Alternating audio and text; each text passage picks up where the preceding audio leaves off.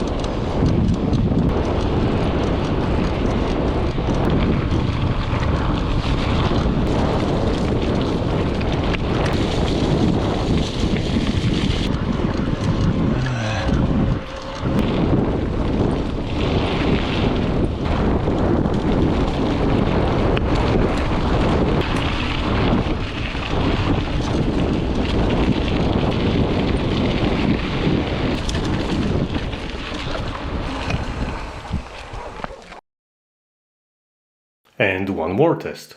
I have a second wheel set for my gravel bike. In the back I put a Maxxis Rambler 50mm, which in the end I found is too wide, and in the frame of my gravel bike it supports a 45mm maximum, so I changed it to that later.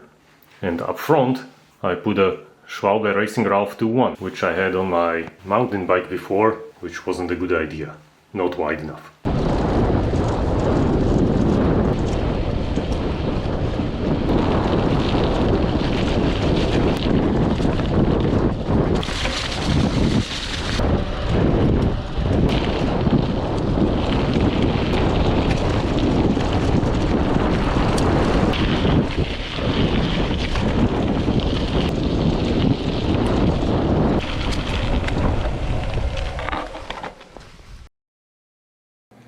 Now let's compare the results.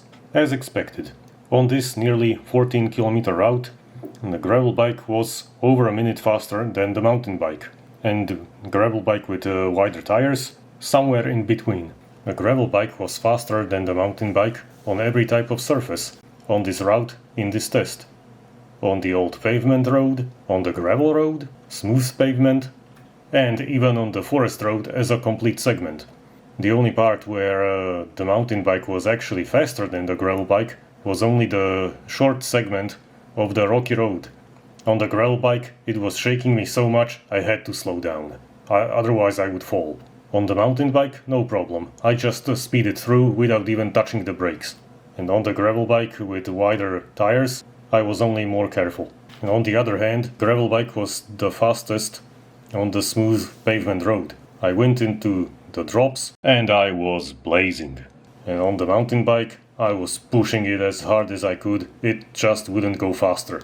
There were no drops, simply no way to gain higher speed.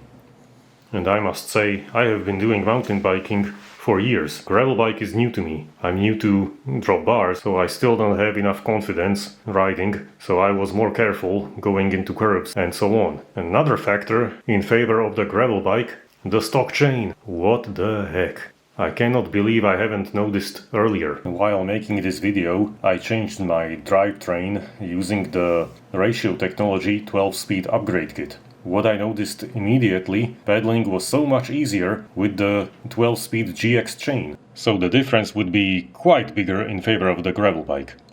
Gravel bike with wider tires came in second place.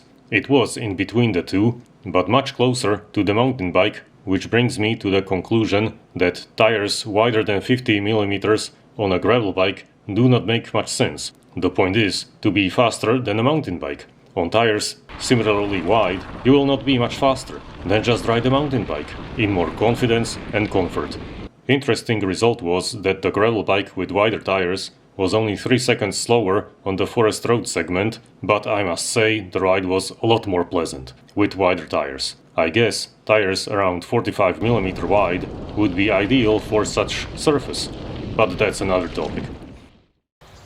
Now the question is it for you, having two bikes? In most cases, I would say no. A mountain bike will take you everywhere. In terrain, trails, and even on roads, but you will be a bit slower. But if you don't care, so no problem. But if you want to be faster in light terrain and on pavement roads and have the cash to spend, so why not having a gravel bike as well?